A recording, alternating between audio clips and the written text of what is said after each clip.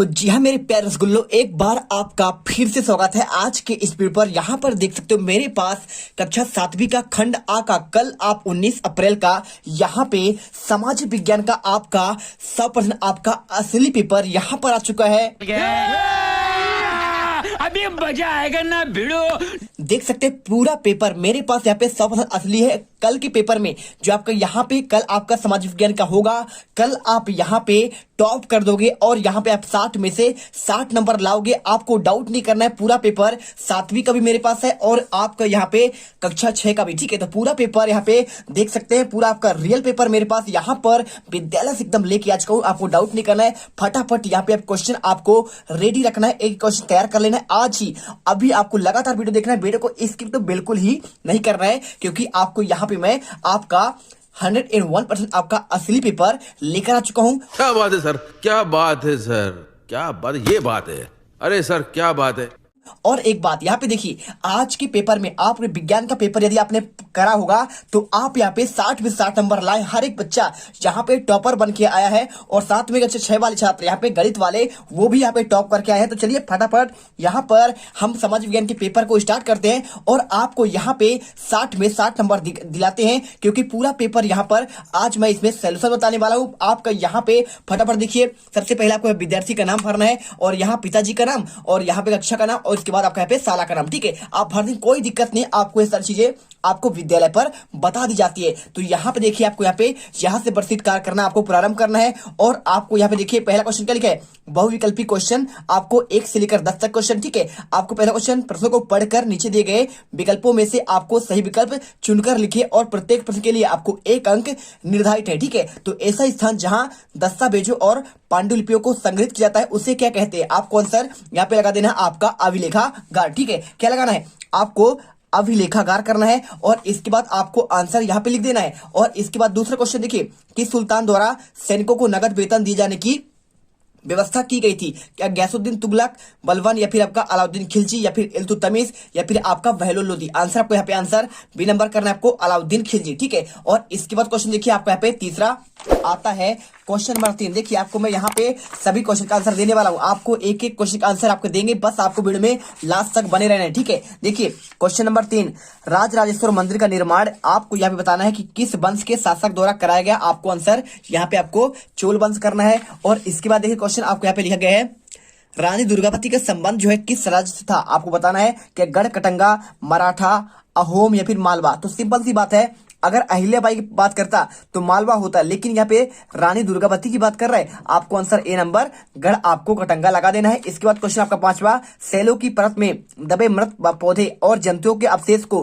क्या कहते हैं। क्या अवसाद कहते हैं, मैग्मा कहते हैं, जीवाश्म कहते हैं, खनिज कहते हैं। तो सिंपल सा आपका पे आपका जीवाश्म होगा। और इसके बाद क्वेश्चन नंबर 6, काई और लाइकेन वनस्पति किस क्षेत्र में पाई जाते हैं। आपको आंसर यहाँ पे देखिए, आपको रेगिस्तान क्षेत्रों में क्या होगा, क्या आपका उष्णकटिबंधीय क्षेत्र में होगा या फिर आपका भूमध्य सागरीय क्षेत्रों में या फिर आपका ध्रुवीय प्रदेशों में। आपको आंसर यहाँ पे सी नंबर लगा देना है। ठीक है, चलिए इसके बाद क्वेश्चन आपको आता है यहाँ पे 7वां, गंगा नदी के आपके सहायक नदी क्या है। आपको बताना है, क्या नहीं है बताना है। ठीक है, तो क्या आपका नहीं होगा, सिंपल सा आंसर है, कुछ नहीं करना आपको। देखिए, आपको एक इसमें सोन लिखा है और एक आपका चंबल लिखा है और एक आपको घाघरा और एक आपको ताप्ती। तो ताप्ती नदी आपको कहाँ गिरता है, ये गिरता है आपका यहाँ पे अरब सागर में, खंभात की खाड़ी के पास, गुजरात के पास। तो आपको ये आंसर हो जाएगा, क्योंकि बाकी सभी आपके गंगा नदी में आपको जाके मिल जाते हैं, सोन में मिल जाता है और चंबल भी आपका मिल जाता है। और इसके बाद क्वेश्चन 8वां, सार्वभौमिक वयस्क मताधिकार क्या है। आपको इसका अर्थ बताना है। तो सिंपल सा आंसर होगा, क्या आपका यहाँ पे इसका अर्थ हो जाएगा सभी वयस्क नागरिकों को आपको वोट देने का अधिकार। आपको आंसर 8 में आपको ए लगाना है।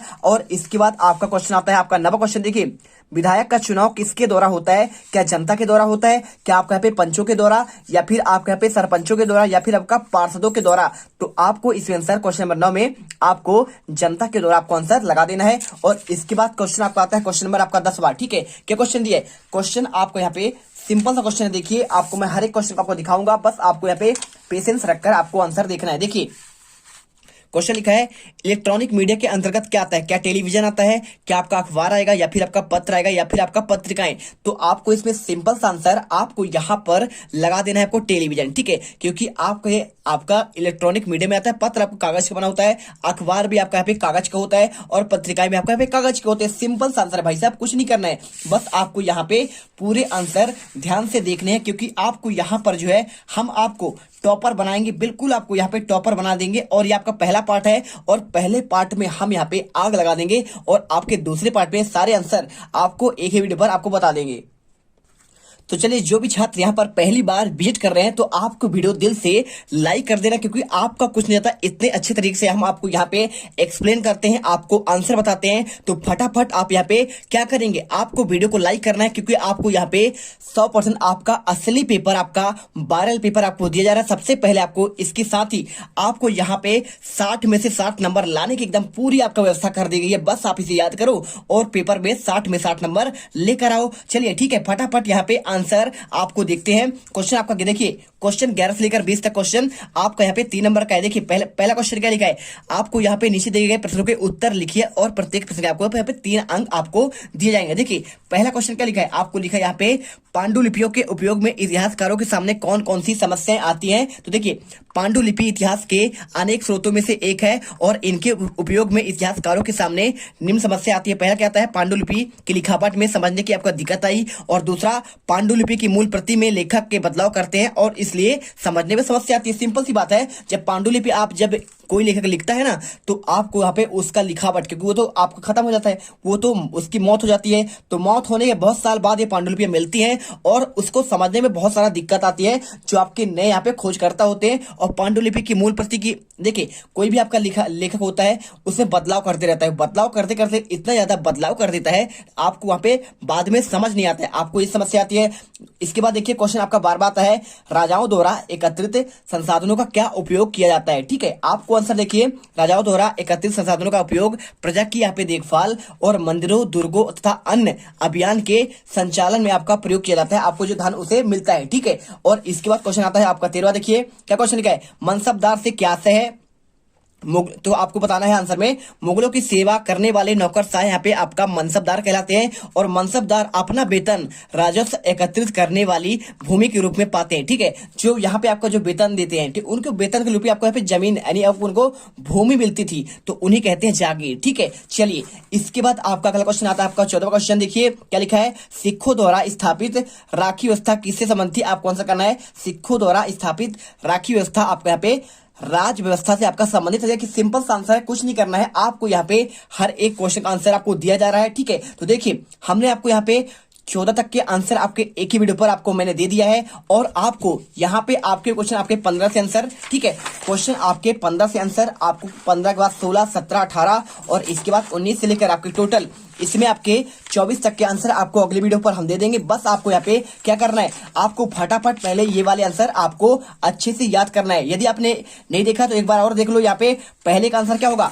तो पहले का आंसर आपको यहाँ पे अभिलेखागार करना है, दूसरे का आंसर आपको यहाँ पे अलाउद्दीन खिलजी करना है, और इसके बाद आपको यहाँ पे तीसरे का आंसर आपको चोल वंश, और चौथे का आंसर गढ़मंडला, और पांचवे का आंसर आपको यहाँ पे जीवाश्म करना है, और छठे का आंसर आपको यहाँ पे ध्रुवीय प्रदेशों में, और इसके बाद सातवें का आंसर आपको ताप्ती, और आठवें का आंसर आपको सभी वयस्क नागरिकों को आपको वोट देने का अधिकार, और इसके बाद क्वेश्चन नंबर 9 का विधायक का चुनाव किसके द्वारा होता है। आपको आंसर आपको जनता द्वारा। और इसके बाद आपका 10वां क्वेश्चन देखिए, इलेक्ट्रॉनिक मीडिया के अंतर्गत आता है आपको यहाँ पे टेलीविजन। और इसके बाद 11वां क्वेश्चन, पांडुलिपियों के उपयोग में इतिहासकारों के सामने कौन कौन सी समस्याएं आती हैं, आपको बताना है। तो यहाँ पे देख लीजिए आंसर, आपको क्वेश्चन आपका 11वां का आंसर पूरा, और इसके बाद आपका क्वेश्चन 12वें का आंसर, और इसके बाद आपका 13वां, और इसके बाद आपका 14वां। ठीक है, तो आपको यहाँ पे पहले आपको फटाफट इन्हीं क्वेश्चन को याद करना है, और अगला वीडियो अभी तुरंत आ जाएगा। ठीक है, तो फटाफट यहाँ पे याद करिए, और वीडियो को लाइक करिए, शेयर करिए, सब्सक्राइब करिए। जय हिंद, जय भारत। मिलते हैं आपके एक अगले नेक्स्ट वीडियो पर।